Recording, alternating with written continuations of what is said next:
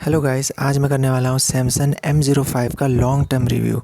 अगर आपने मेरी पहली वीडियो देखी होगी तो आपको पता ही होगा, मैंने फ़ोन जनवरी लास्ट में ख़रीदा था 2025 में। और उस समय ये फ़ोन मैंने ख़रीदा था 6249 का, यानी कि 6250 रुपये का। और ये अभी भी अमेज़ॉन में इतने ही दाम में मिल रहा है। और इस फ़ोन के साथ मुझे लगभग 2 से 3 महीने बीत चुके हैं, मई है, तो लगभग 100 दिन का मेरे पास इसका एक्सपीरियंस है। तो मैं आपको बताऊंगा ये मोबाइल कैसा है, इसकी खूबियाँ, खामियाँ और बहुत सारी चीज़ें जो मुझे इसमें अच्छी नहीं लगी और कुछ चीज़ें जो इसमें अच्छी हो सकती थी। तो पहली चीज़ तो फ़ीचर में अगर हम इसको देखते हैं तो काफ़ी अच्छा फ़ोन लगता है। बेसिकली मेरे पास और जो मैं पुराने मोबाइल हैं जैसे रेडमी नोट 4 हो या रियलमी 1 हो, बाय द वे रियलमी 1 से मैं वीडियो बना रहा हूँ, तो उनके फ़ीचर्स और इसके फ़ीचर्स काफ़ी सिमिलर हैं और तो मैं कहूँगा थोड़े अच्छे लगते हैं। जैसे 50 मेगापिक्सल का कैमरा, इसमें फुल एचडी डिस्प्ले नहीं है, तो उसके सिवा और सब इसमें था। मगर कुछ चीज़ें हैं जो मैं एक-एक करके बताऊँगा, इसमें कुछ जो कमियाँ हैं। सबसे पहले तो होगी डिस्प्ले की क्वालिटी उतनी अच्छी नहीं है। अब डिस्प्ले की क्वालिटी अच्छी नहीं है, पहली चीज़ तो फुल एचडी डिस्प्ले नहीं है। अगर आप एचडी डिस्प्लेज़ से फुल एचडी डिस्प्ले यूज़ करते हुए आ रहे हैं तो एचडी में जाएंगे तो आपको महसूस होगा, आप बहुत लॉन्ग टर्म या मूवीज़ देखेंगे, जो भी करेंगे, तो इसमें उतनी गहराई नहीं है। और दूसरी चीज़, इसमें सेटिंग में अगर आप जाएंगे तो यहाँ पे कलर करेक्शन का कोई भी आपको ऑप्शन नहीं दिया गया है इसमें, जैसे कि रेडमी के फ़ोन्स में है। तो कलर करेक्शन आप इसमें नहीं कर सकते हैं। और इसमें जो दूसरी चीज़ है वो है, इसमें वन यूआई जो सैमसंग का है, वो इसमें वैसा वाला वर्जन नहीं है, फुल वाला वर्जन नहीं है। यानी इसमें फ़ीचर्स कम है, मतलब सेटिंग में दिखाएगा वन यूआई है, मगर ये वन यूआई कोर है, तो बहुत सारे फ़ीचर्स इसमें नहीं है। जैसे स्क्रीन रिकॉर्डर नहीं है, तो वैसे तो आप अलग से ऐप डाउनलोड करके वो चीज़ें कर सकते हैं, मगर फिर भी ओवरऑल। और दूसरी चीज़ जो थी वो इसकी स्क्रीन थी। और उसके बाद है, अगर आप देख पाएंगे, मैंने यहाँ पे टेप चिपका के रुई लगा रखी है। वो इसलिए लगाई है क्योंकि इसका जो लाउड स्पीकर है वो काफ़ी छरछरी आवाज़ देता है, यानी कि अगर आप तेज़ आवाज़ में करेंगे तो कानों में दर्द होगा, ऐसी आवाज़ है इसकी। लाउड है मगर कानों में पेन करने वाली आवाज़ है इसकी। और साथ ही साथ जो गाना इसमें बजता है उसमें डेप्थ नहीं है, ऐसा लगता है जो इसके अंदर का इनबिल्ट डीएससी है प्रोसेसर, अगर वो ऐसे प्रोसेसर में हो या चाहे अलग से हो, उतना अच्छा नहीं है। तो ऑडियो क्वालिटी अच्छी नहीं है इसकी। क्योंकि मैं ऑडियो क्वालिटी अच्छी नहीं है इसलिए कह रहा हूँ क्योंकि अगर आप इसके कंपटीशन में देखेंगे, जो एक वो आता है पोको, पोको का भी अच्छा ही है C71, उसकी भी ऑडियो अच्छी है। और टेक्नो पॉप 9, उसकी भी ऑडियो अच्छी है, उसकी ऑडियो तो सबसे अच्छी है इस प्राइस रेंज में, मगर उसके हिसाब से उतना अच्छा नहीं बैठता है। और तीसरी चीज़, इसका कैमरा कैमरा जो पीछे का है 50 मेगापिक्सल का है, फ़ोटोज़ इतनी अच्छी नहीं खींचता है। मेरा 12 मेगापिक्सल का कैमरा उससे अच्छी फ़ोटो खींचता है जो मेरा रेडमी नोट 4 और रियलमी 1 में है, इसमें 13 मेगापिक्सल का कैमरा है, तो उतनी अच्छी फ़ोटो नहीं खींचता है। और तीसरी चीज़ वो है इसका, हाँ वैसे by the way front camera इसका अच्छा है, सेल्फ़ी कैमरा वीडियो बनाने के लिए भी अच्छा है। अगर यानी अगर आप ब्लॉगिंग टाइप की वीडियो बनाते हैं ना, तो उसके लिए कैमरा अच्छा है। 5 मेगापिक्सल का जो फ्रंट कैमरा है इसमें, ये इसकी क्वालिटी अच्छी है, मगर बैक कैमरा उतना अच्छा नहीं है। तो ये चीज़ इसमें कमी है। तो ओवरऑल ये अभी भी उतने ही रुपए का मिल रहा है ये सैमसंग का फ़ोन, 6225 का।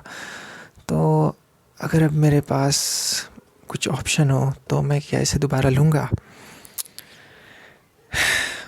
मैंने फ़ोन लिया ही इसलिए था क्योंकि मेरे जितने भी पुराने फ़ोन थे उसमें एंड्रॉयड के बहुत पुराने वर्जन्स हैं, एंड्रॉयड 6 है, एंड्रॉयड 7 है। तो मैंने सोचा एंड्रॉयड 14 का फ़ोन लेना काफ़ी अच्छा रहेगा। तो मुझे खाली एक स्पेयर फ़ोन चाहिए था, और तो उस हिसाब से मैं कहूँगा फ़ोन ठीक है। और हाँ, एक और चीज़ दोस्तों मैं भूल गया, वो है इसकी बैटरी लाइफ़ का मैंने काफ़ी ज़्यादा तारीफ़ की थी इसकी पहले, और बैटरी लाइफ़ अब लगभग 91 या 61, हाँ लगभग 90 दिन से ज़्यादा हो गए हैं इस फ़ोन को मेरे पास। बैटरी लाइफ़ अब धीरे धीरे घट रहा है इस फ़ोन का। तो एक चीज़ मैंने नोट की, और ये अभी तक 100 चार्ज भी नहीं हुए हैं इसमें, लगभग 81-82 साइकिल हुए होंगे चार्ज के मोबाइल में। जैसे पहले मैं 100% इसको चार्ज करता था और ये मेरा 12.5 घंटे लगातार चलता था फ़ोन बिना कुछ प्रॉब्लम के। अब ये फ़ोन लगभग 9 से 10 घंटे में आ गया है। तो हाँ, बैटरी लाइफ़ थोड़ी कम हो गई है फ़ोन की। तो ये चीज़ मैंने नोट की। और ओवरऑल ये फ़ोन बस मीडियम यूज़ के लिए ही है दोस्तों, और कुछ ख़ास नहीं है। और मैं कहूँगा सैमसंग के फ़ोन काफ़ी ओवर प्राइस हो गए हैं आजकल के। जो अभी इसका इसी फ़ोन का जो M06 आया है ना, ये M05 है। हाँ, ये M05 ही है, राइट। तो इसका M06 है, बस वो 5G है, मगर उसका भी स्क्रीन ऐसी घटिया क्वालिटी का है, मगर उसका थोड़ा स्पीकर साउंड अच्छा है क्योंकि उसमें 5G की चिप है, तो इनबिल्ट CPU में ही इंटीग्रेटेड होती है, तो उससे थोड़ी ऑडियो क्वालिटी अच्छी है उसकी। मगर और कुछ नहीं है, 5G बस अगर आपको चाहिए तो। मगर ओवरऑल फ़ोन ठीक ठाक है अगर आपको बेसिक ज़रूरत के लिए चाहिए। अगर आप इससे 10 या 15 हज़ार के फ़ोन की उम्मीद करते हैं तो इसमें ऐसा कुछ नहीं है, आप काफ़ी डिसअपॉइंट होंगे। प्रोसेसर हैंग करने लग गया है, अभी से कर रहा है, मतलब ऐसा हैंग नहीं करता है जैसे कि मैंने सोचा था बहुत बुरा हैंग करेगा, ऐसा हैंग नहीं किया इसने अभी तक। हाँ, मगर आप बहुत ज़्यादा यूज़ करते हैं हैवी तो हल्का सा लैग जैसा महसूस होता है, मगर उसके सिवा बस हाँ इतना ही है। मैं मतलब उतना बुरा नहीं है जैसा मैंने सोचा था। मीडियाटेक के प्रोसेसर उतने अच्छे नहीं होते हैं ना, स्नैपड्रैगन के सबसे टॉप में होते हैं प्रोसेसर, चाहे लो एंड के ही क्यों ना हो, उसके बाद ही मीडियाटेक। मगर अब ऐसा नहीं है, मीडियाटेक भी ठीक है, ऐसी बात नहीं है। और इसके बारे में और आपके लिए क्या जोड़ सकता हूँ मैं, ओवरऑल बस यही है, बेसिक यूज़ के लिए ये फ़ोन है। यानी अगर आपको फ़ोन करना है, और हाँ जो इसके लाउड स्पीकर है बेकार है, इसका माइक्रोफ़ोन भी बेकार है। यानी कि अगर आप सोच रहे हैं तो माइक्रोफ़ोन में यहाँ पे दो दिए गए हैं ना, इसमें एक यहाँ पे दिया है और एक यहाँ पे दिया है, दो, मगर काम का बिल्कुल नहीं है वो। ऐसा लगता ही नहीं है कि ऑडियो इतनी अच्छी होगी, बिल्कुल ऑडियो अच्छी नहीं है।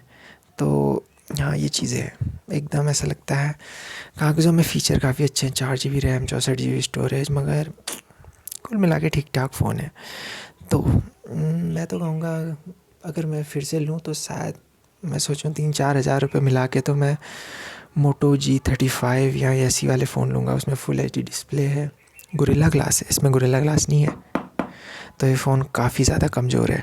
और इसका जो स्क्रीन है ना, ये भी थोड़ा काफ़ी उतनी अच्छी क्वालिटी का नहीं है, मतलब ऐसा लगता है कि अगर गिरेगा तो चल देगा वाला। तो यही इसकी कमियां हैं। तो मैंने लगभग 6,500 रुपये खर्च किए हैं इसके ऊपर, या 250 रुपये कम किया, तो क्या फ़ायदा, चार्जर भी नहीं है फ़ोन में, और मैं अपने पुराने चार्जर से ही करता हूँ। तो कई बार मुझे लगता है कंपनी को चार्जर तो देना ही चाहिए फ़ोन में। मुझे नहीं लगता है कि यार कंपनी को तो 50 रुपये या 100 रुपये से भी कम का पड़ता होगा एक चार्जर, या और भी कम का, मगर कंपनियाँ नहीं दे रही हैं, काफ़ी बुरी बात है। और ख़ासकर अब जो सैमसंग के नए फ़ोन आ रहे हैं, जो F06 नहीं F16 है, M16 ऐसी कुछ है, M15 F16, हाँ जो नया 5G वाला आया है, उसमें आपको 3.5 mm जैक नहीं है। गजब, मतलब यार 3.5 mm जैक बहुत ज़रूरी है मेरे लिए। तो सस्ते फ़ोनों में है, मगर इस फ़ोन में है, मगर क्या फ़ायदा, उतनी अच्छी क्वालिटी नहीं है। तो मैं तो कहूँगा GSM एरिना में वैसे फ़ोन लीजिए जिनमें 192 kHz की ऑडियो, हाई रेज ऑडियो होती हो। रेडमी के फ़ोन ठीक है इस मामले में, जैसे रेडमी 13 है, वो भी ठीक है, मगर ओवर प्राइस है। और इस समय तो सबसे अच्छा फ़ोन 5G में मोटोरोला की ही है भाई। तो मैं तो शायद इस फ़ोन को कहूँगा ठीक है, फ़ोन ऐसी बात नहीं, बुरी नहीं है, काम चलाओ फ़ोन है, बस इतना ही है। कुछ खास ऐसा उम्मीद नहीं कर सकते आप इस फ़ोन के साथ, जैसे कि ऑडियो उतनी अच्छी नहीं है, डिस्प्ले उतनी अच्छी नहीं है, और इसके थोड़ा महंगा वर्जन भी आता है, M14 4G है, वो 8,000 का है इस समय। मैं पहले उसी को लेने वाला था, मगर मैं मार्केट गया, जब फ़ोन देखा कुछ खास फ़र्क नहीं है उसमें और इसमें, और खाली आप फुल HD डिस्प्ले के लिए ही दे रहे हैं पैसे। और मैं उस फ़ोन को लेता, मुझे कैमरे से भी कोई मतलब नहीं, जायरो और कंपस नहीं है उस फ़ोन में। तो यानी अगर आप गेम खेलते हैं तो उसमें जायरो का ऑप्शन नहीं होगा, और कंपस भी नहीं है, तो ऐसा लगता है काफ़ी अधूरा फ़ोन लगता है। तो उस मामले में ओवरऑल ठीक है फ़ोन दोस्तों, मगर उतना अच्छा नहीं है। बेसिकली आपको बस ये तय करना है आपको क्या चाहिए। मुझे इसमें एंड्रॉयड का नया वर्जन चाहिए था, और इसमें वो है। और सिक्योरिटी पैच की बात की जाए, इसमें दिसंबर 2024 का ही है अभी पैच। कोई नया सिक्योरिटी एंड्रॉयड का पैच नहीं आया, नहीं एंड्रॉयड का अपडेट आया है इस फ़ोन में अभी तक।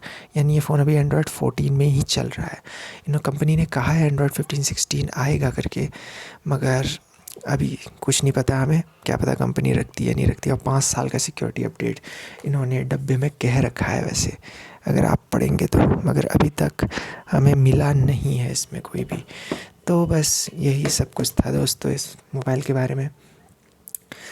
वैसे अगर मैं फिर से इस फ़ोन को ख़रीदना चाहूँ, अगर आपको खाली बेसिक यूज़ के लिए चाहिए तो आप अभी भी ले सकते हैं, मगर मैं आपको सजेस्ट तो नहीं कर पाऊँगा दोस्तों, क्योंकि इतना ज़्यादा ख़ास नहीं है। तब भी मैं Redmi A4 लूँगा या A5 लूँगा, यानी मतलब ऐसा फ़ोन आप लीजिएगा अगर आप ले रहे हैं 10,000 की रेंज में जिसमें गोरिल्ला ग्लास हो 100%, क्योंकि ये फ़ोन ज़्यादा चलेंगे नहीं अगर गोरिल्ला ग्लास नहीं हुआ तो, क्योंकि मेरे साथ ऐसा हो चुका है, 2-3 फ़ोन मेरे ऐसे ही जा चुके हैं। और मेरा जो फ़ोन है जैसे Realme 1 जिससे मैं यूज़ कर रहा हूँ 2018 का वर्जन है, आप सोच सकते हैं 2018, 19, 20, 21, 22, 23, 24, 25, 7 साल ऑलमोस्ट। वैसे कहूँगा 2019 में लिया था मैंने, मतलब आ गया था 18 में, मगर 6 साल से फ़ोन चल रहा है। इसकी बैटरी भी अभी ख़राब नहीं हुई है और चलने में है, मगर इसके जो नए वर्जन है Realme 13 चल रहा है, इसमें मतलब बेकार हो गया अब। मगर ओवरऑल मतलब मैं कह सकता हूँ कि हाँ, गोरिल्ला ग्लास फ़ोन में होना चाहिए, सबसे ज़रूरी चीज़। और एमोलेड डिस्प्ले की बात बहुत सारे लोग करते हैं, मुझे तो खास फ़र्क नहीं पड़ता है, क्योंकि एमोलेड डिस्प्ले खासकर अगर आप 10-15 हज़ार की रेंज के एमोलेड लेंगे ना, उसमें बर्निंग आ जाते हैं, यानी उसमें डिस्प्ले में डॉट्स आ जाते हैं, अच्छी नहीं होती हैं। तो बस मैं तो आपसे ये कहूँगा, अगर आप फ़ोन ले रहे हैं, ये लेना चाहते हैं तो बेसिकली आप ले सकते हैं, मगर मैं आपको उतना सजेस्ट नहीं करूँगा इस फ़ोन के लिए, क्योंकि उतना अच्छा नहीं है फ़ोन। तब भी मैं Redmi A4 या A5 जिनमें गोरिल्ला ग्लास हो, कोई भी ले आप, गोरिल्ला ग्लास होना चाहिए। और जहाँ तक है 4G 5G, मैं समझता हूँ 5G काफ़ी ओवर हाइप्ड है, क्योंकि मैं तो कभी 5G का यूज़ नहीं करता हूँ, ज़्यादातर ब्रॉडबैंड का ही यूज़ करता हूँ। और क्योंकि अब मोबाइल के रिचार्ज में और ब्रॉडबैंड में कोई फ़र्क नहीं रह गया है। 500 रुपये महीना ब्रॉडबैंड में पड़ता है और आपका मोबाइल 350-400 रुपये यही खा जा रहा है। तो कहीं से भी कोई वो नहीं होता है औचित्य। ओवरऑल फ़ोन बस ठीक ठाक ही है दोस्तों फ़ोन, अगर आप ज़्यादा उम्मीद मत कीजिएगा इस फ़ोन से। बस मैं तो यही कहूँगा। तब भी मैं आपको कहूँगा रेडमी के फ़ोन लीजिए या मोटोरोला का लीजिए, थोड़े से पैसे बचाइए। 6,000 6,500 है, 2-3 महीने के पैसे बचा के मोटो G35 लीजिए। वो ग्रीन वाला 10,000 का है वो, मगर बहुत अच्छा है क्योंकि उसमें गोरिल्ला ग्लास है और कैमरा भी ठीक है उसका, क्योंकि फ़ोन में गोरिल्ला ग्लास और फुल एचडी डिस्प्ले है और डिस्प्ले की क्वालिटी अच्छी है। मैं कहूँगा जो मोटो के जो नया फ़ोन आया था ना G7 या पता नहीं कौन सा था, उसकी भी डिस्प्ले अच्छी है बहुत, चाहे आईपीएस है, एचडी डिस्प्ले है, फुल एचडी नहीं, मगर फिर भी अच्छी है। वेल दोस्तों, काफ़ी ज़्यादा मैंने वीडियो में बकवास कर दी है, ऑफ टॉपिक हो गया हूँ मैं। एनीवेज़, तो बस दोस्तों फ़ोन में यही चीज़ें कमी थी। और हाँ, इसका सिम ट्रे भी उतनी अच्छी क्वालिटी का नहीं है, प्लास्टिक का है, तो मेमोरी अच्छे से फिट नहीं होती है। और तो बस यही था, डिस्प्ले उतनी अच्छी नहीं है, स्पीकर अच्छा नहीं है, लाउड स्पीकर अच्छा नहीं है, और चाहे माइक्रोफोन भी अच्छी रिकॉर्डिंग नहीं करता है। कैमरा भी ठीक ठाक है, बस ओवरऑल ठीक ठाक ही फ़ोन है, बस ज़्यादा कुछ नहीं, खाली एक बेसिक है। मगर से और मुझे लगता है अभी भी ये काफ़ी ओवर प्राइस्ड है।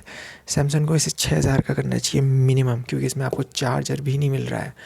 तो और याद रखिए दोस्तों, आपको लगेगा ना चार्जर नहीं, कोई बात नहीं कोई बात नहीं, मगर काफ़ी परेशान होंगे आप ऐसी छोटी छोटी चीज़ों की वजह से, क्योंकि आपको फिर 400-500 रुपये खर्च हो ही जाते हैं अच्छा चार्जर लेने में आपके। तो ये चीज़ें हैं बस। तो मैं तो कहूँगा सैमसंग का फ़ोन बस मैंने इसलिए लिया, एंड्रॉयड ओएस अपडेट है, मगर अभी तक कुछ अपडेट मिले नहीं है इसमें, जैसा का वैसी है। और काफ़ी ज़्यादा लिमिटेशन भी हैं, जैसे कैमरा 13 मेगापिक्सल ही लेगा। जैसे अगर आप ओपन कैमरा ऐप डाउनलोड करके वीडियो बनाना चाहेंगे ना, सोचेंगे आप अच्छी क्वालिटी आएगी, नहीं कर सकते। 13 मेगापिक्सल का मिलता है और शार्पनिंग है बहुत ज़्यादा, और आप इसका जो मेन कैमरा ऐप है उसी में वीडियो रिकॉर्ड कर सकते हैं। तो बस यही सब है दोस्तों। और मैं यहाँ तक कि ये वीडियो भी नहीं इस फ़ोन से ही बनाता, मगर मैं इसलिए नहीं बना रहा हूँ क्योंकि इसमें जो मैं माइक्रोफ़ोन यूज़ कर रहा हूँ बोया का BY-M1, वो इसमें काम ही नहीं करता है। मतलब काम करता है मगर अच्छी ऑडियो बिल्कुल नहीं आती है, बिल्कुल ही नहीं। यानी जो इसका 3.5 mm का जैक का आउटपुट है वो भी ख़त्म है, बिल्कुल अच्छा नहीं है। तो बस यही कुछ था दोस्तों। तो मैं तो कहूँगा इस फ़ोन को अगर आप लेना चाहते हैं, तो अगर आप सैमसंग में ही रहना चाहते हैं तो भी मैं शायद नहीं लूँ इस फ़ोन को दोबारा। हाँ, मगर ओवरऑल क्योंकि मेरे पास और फ़ोन भी हैं तो मैं उनको ज़्यादा यूज़ करता हूँ, तो इसलिए मुझे उतना ज़्यादा फ़र्क नहीं पड़ता। अगर मैं इससे दिन रात इसी में बिताऊँ तो मुझे नहीं लगता है उतना ज़्यादा अच्छा रहेगा। अगर आपने महंगे फ़ोन यूज़ किए हैं और सस्ते फ़ोन में आएंगे तो आप आपको बिल्कुल अच्छा नहीं लगेगा, क्योंकि जैसे मेरे साथ है, अगर आप मेरा ये पहला फ़ोन होता, पहला तो शायद मैं काफ़ी खुश होता, ठीक है फ़ोन उस हिसाब से, मगर ना, अब मैं शायद इसे ना लूँ दोबारा। तो ओवरऑल दोस्तों यही था मेरा ऑनेस्ट रिव्यू। लगभग 90 दिनों बाद, लगभग 100 दिनों बाद, 3 महीने बाद, जनवरी फरवरी मार्च अप्रैल ये मई लग गया है, तो 3 महीने से ज़्यादा हो गया इस फ़ोन को। बस इतना ही कुछ था दोस्तों। मैं तो कहूँगा आप मोटोरोला में चाहिए, मोटोरोला का G7 है, G07 पता नहीं ऐसी, वो फ़ोन भी अच्छा ही है, 8,000 का है, मगर मैं कहूँगा उसको मत लीजिए, सीधे 10,000 में 5G वाले में जाइएगा, वो तब भी अच्छे हैं इस प्राइस पॉइंट में। और तो कोई ख़ास है नहीं फिर ना इस प्राइस पॉइंट में। सैमसंग के फ़ोन काफ़ी ओवर प्राइस्ड हैं और फीचर रिच नहीं है। और ये चीज़ मैं अभी दूसरी वीडियो भी ला रहा हूँ जिसमें मैं मेमोरी कार्ड के बारे में भी रिव्यू कर रहा हूँ, तो उसमें भी कुछ ऐसा ही है। सैमसंग खाली नाम नाम का जैसा रह गया है, मतलब कंपनी अब अपना भरोसा नहीं बनाना चाह रही है। मगर ऐसी तो होती हैं कंपनियाँ। एनीवेज़, तो बस यही सब कुछ था दोस्तों मेरा ऑनेस्ट रिव्यू। तो फ़ोन ठीक ठाक ही था, बस जैसा आपको पसंद आया, अगर आपको पसंद है तो आप ले सकते हैं, मगर मैं शायद उतना ऐसे प्रेफर ना करूँ। तब भी रेडमी के ठीक है, मोटोरोला के ठीक हैं, मगर एनीवेज़ गाइस, काफ़ी ज़्यादा मैं बोल चुका हूँ। वीडियो को एंड करता हूँ। अगर आपको कोई भी क्वेश्चन है इस फ़ोन से, आप कमेंट में मुझसे ज़रूर पूछिए, मैं आपका 100% आंसर करूँगा। और तब तक के लिए इतना ही दोस्तों, लाइक एंड सब्सक्राइब, और बाय बाय।